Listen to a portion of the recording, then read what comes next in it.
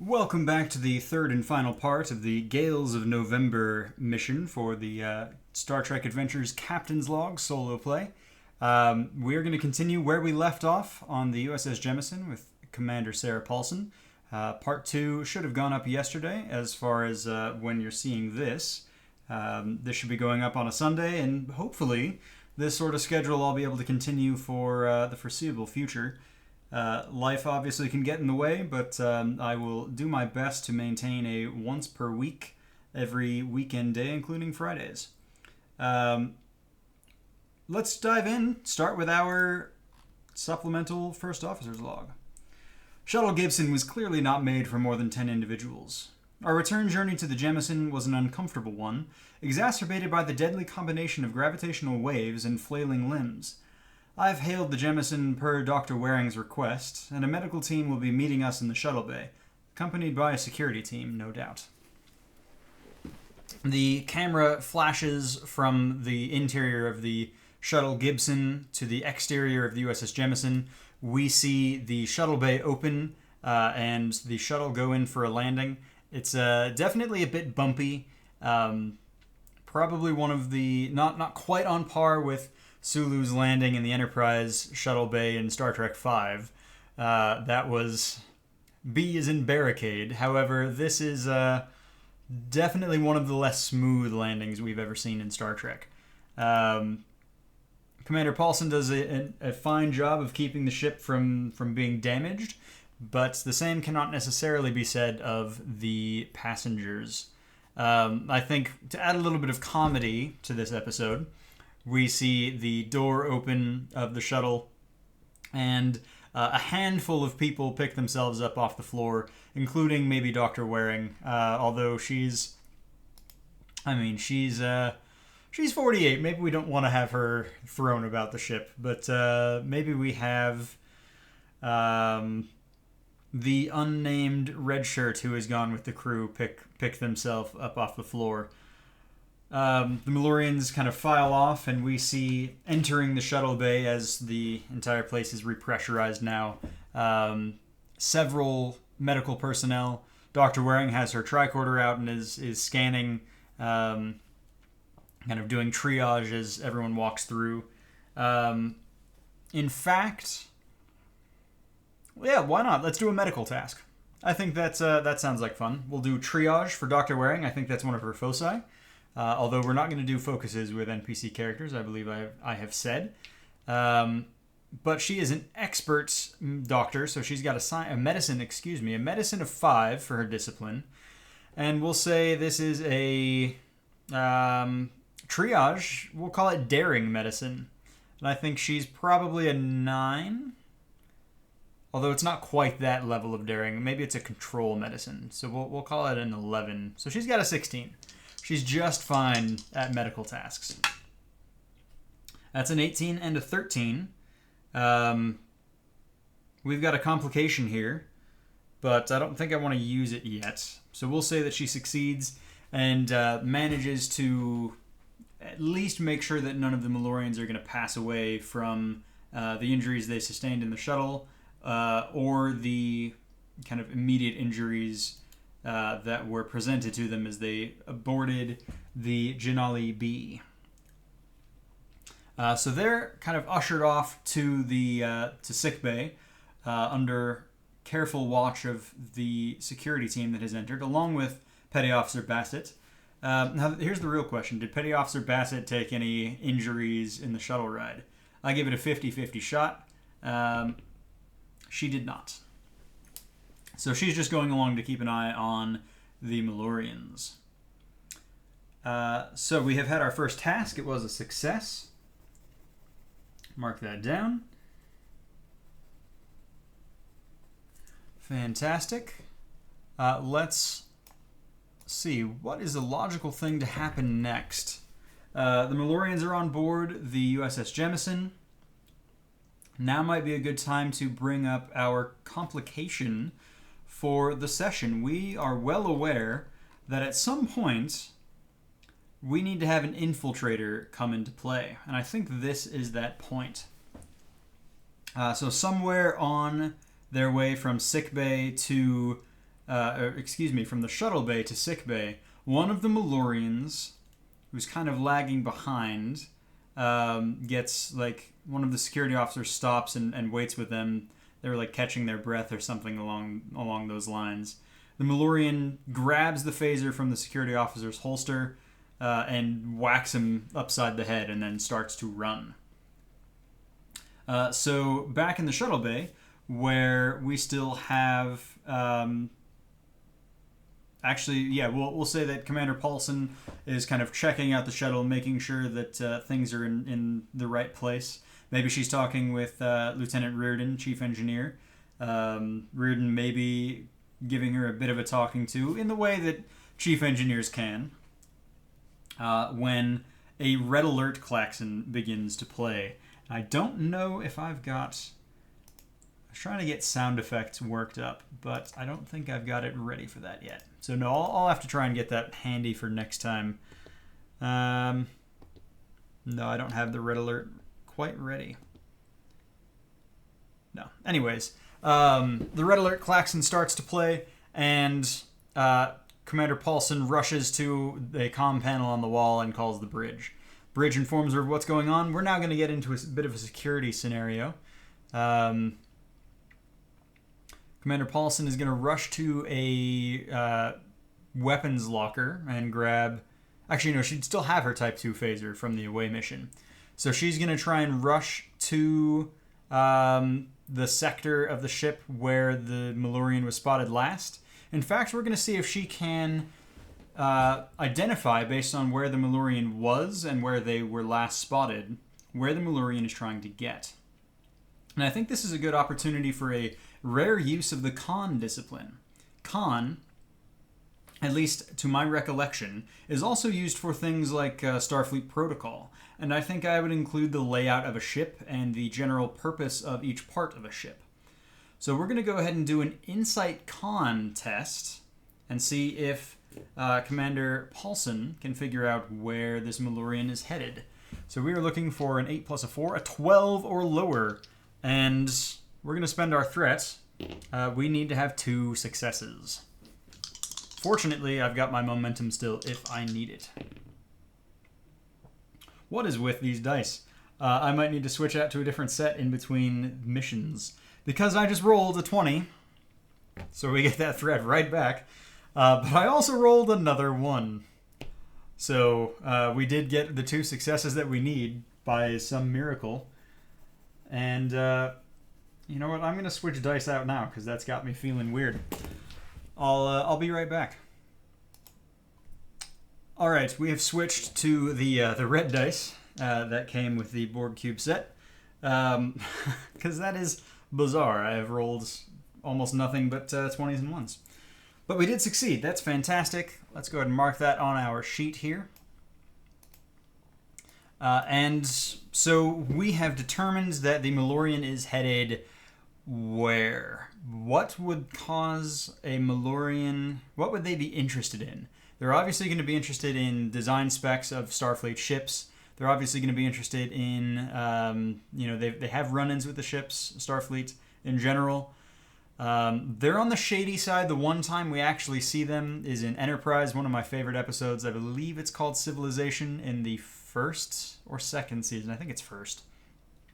And the Malurians are devious. They are kind of like the Ferengi in that they are unscrupulous. In that episode, they have set up shop on this pre-warp planet and are running an industrial site that kind of has a negative toxic output that's harming the people of the city they've set up in. They've obviously set up there so that they aren't polluting their own planet. And presumably to get around labor laws and all sorts of things like that. So there are Malurians of that nature. We can assume that this is something similar. And so let's say that they want... Maybe they had something on their ship that they're trying to get back. Maybe they're heading to the transporter room. I think that that makes a reasonable amount of sense. So yes, this Malurian individual is headed to the transporter room.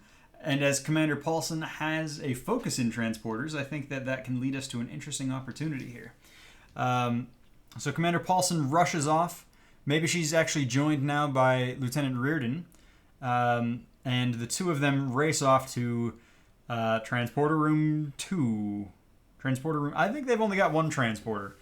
They rush off to the transporter room. And because her check was correct, we encounter the Malurian attempting to beam something aboard. And actually, that's an interesting opportunity. I had gone under the assumption, as I just vocalized, that this Malurian was up to something nefarious. But what if we set this up to be something benign? We kind of twist, and maybe Commander Paulsen is expecting something nefarious. But let's say it's something benign. Let's say, in fact, that this Malurian had... Yeah, okay. So as they rush in, the Malurian, she's got her phaser pulled on the Malurian and tells him to step back from the transporter console, now! And the Malurian, still desperately trying to get something energized onto the transporter pad, says, no, wait, it's my... What is it? That's a good question. 50-50, it's a family member. It's either a partner or a child. So let's roll to see. It's a child. No, wait, my child was stuck in stasis on our ship. I have to beam her aboard now.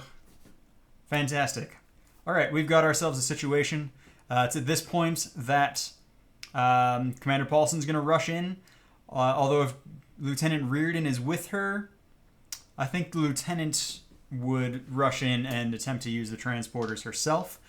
And I think in this case, she's being assisted by Commander Paulsen. So she will have Commander Paulsen's focus. I think that's a fair way to do it. So Lieutenant Reardon has, we'll say, an 11 control and a 4 engineering. So that's a 15. I think that's what I did before. We're once again going to spend our threats. We need 2 successes. I feel a little guilty doing this when there's a child's life at stake. 2 successes. Here we go. We got our 2 successes, a 13 and a 14.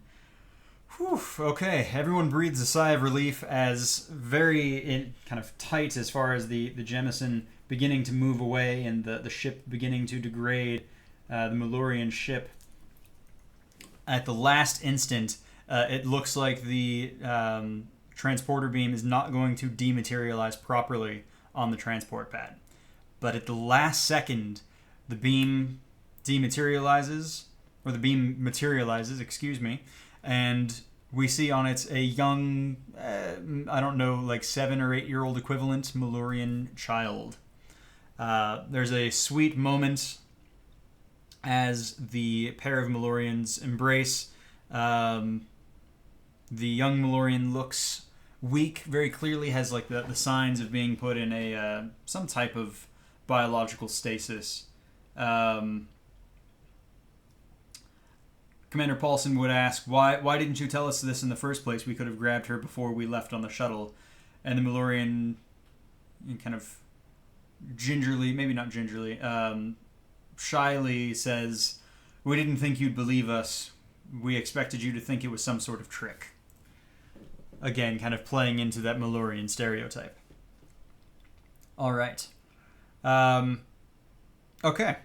So that's our 13th task of the mission. Fantastic. We now need to see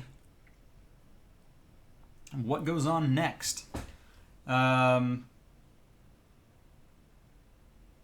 Okay, here's a good question. We're several light years from... It's probably at this point...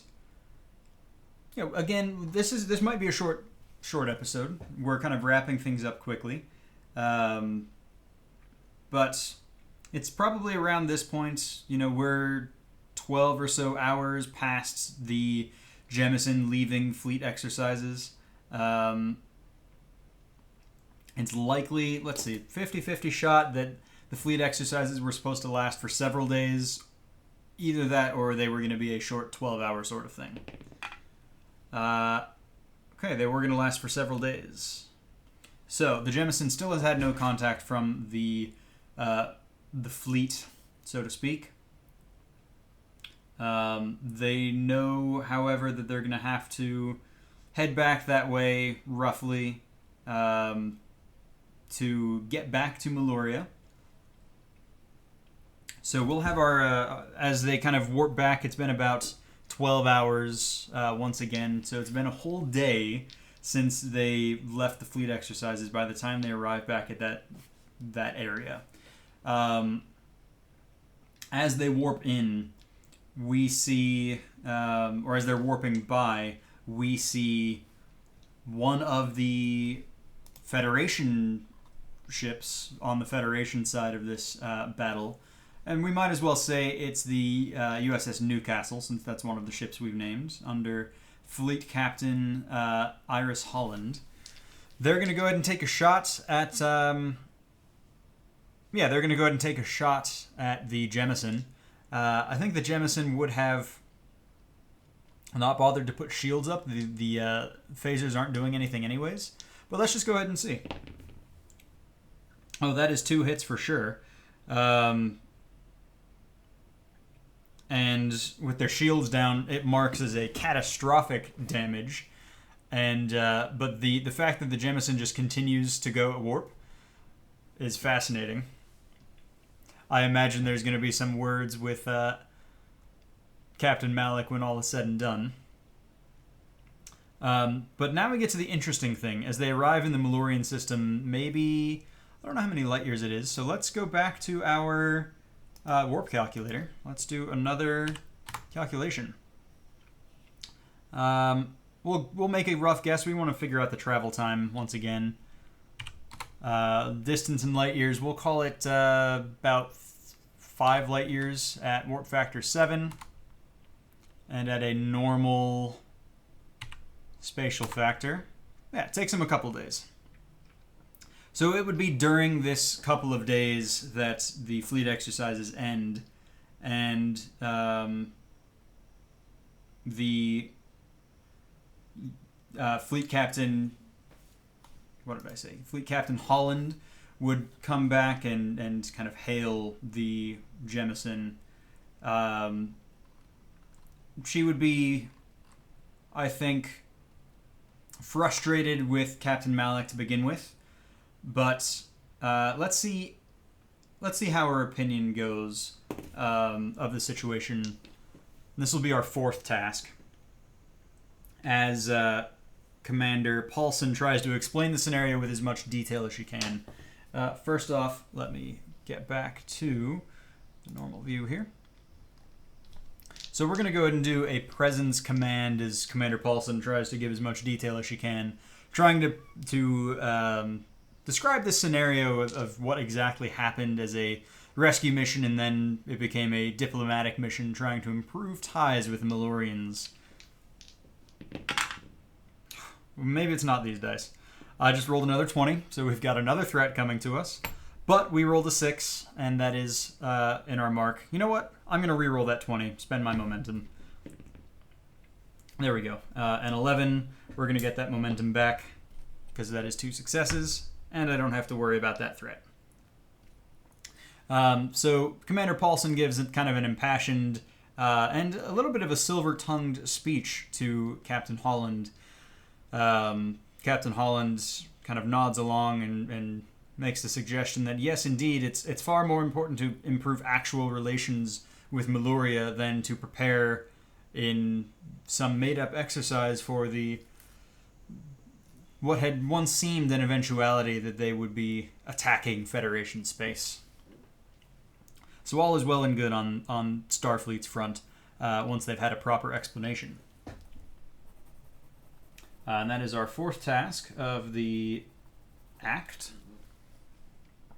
And we're now going to have a final task as the Jemison warps into Malurian space. A Malurian, we'll call it patrol ship, comes warping in to intercept them. And we need to have I think the final task is to have a quick quick dialogue, try and convince them of their intent to help. Shouldn't be particularly difficult, but we might as well do it. Once again, I think this is in the face of a patrol ship that really doesn't believe this Federation starship, let's go ahead and make it daring command. And composure is a viable focus here. And that's just, again, I could have gone with presence command, but I like to not use the same sorts of tasks too many times in a row. I could use presence command for a dozen different things. So let's do daring command here. I think that makes the most sense. We're going to, once again, use our momentum because I rolled another 20. And this needs to work well because I rolled a 17 on the other die. So we need a 13 or less on this die or things are going to get dicey. That is a failure. That's a 14. So I think this is a succeeds at a cost situation. So succeeds at a cost, this is one of the nice things that Star Trek Adventures does. It defines scenarios where there's no other outcome but success. And in this case, there's no other outcome but the Malurians being returned to their people. But the patrol ship and thus the higher echelons of Malurian, the Malurian fleet, don't believe Commander Paulsen and thus Captain Malik and the Federation that they had retrieved these Malurians from their own kind of issues. And we're returning them as a sign of good faith. They likely see them as, oh, they must have caused some problem that our people fell into. No matter how much the Malorians that they rescued would kind of argue for the opposite. So that's a rough way to end it out with a failure there, but they succeeded at a cost. We then get into a closing log. Once again, we didn't really need to use any of our values for Commander Paulsen. So we'll end it with a closing log, and this time I'm going to pause real quick while I write that final log entry, and we'll be right back. First Officer's Personal Log, Stardate 2184.7. Once again, Starfleet wasn't thrilled with the way things ended on this one. This time, at least, they're not blaming me or anyone else on the Jemison, for that matter.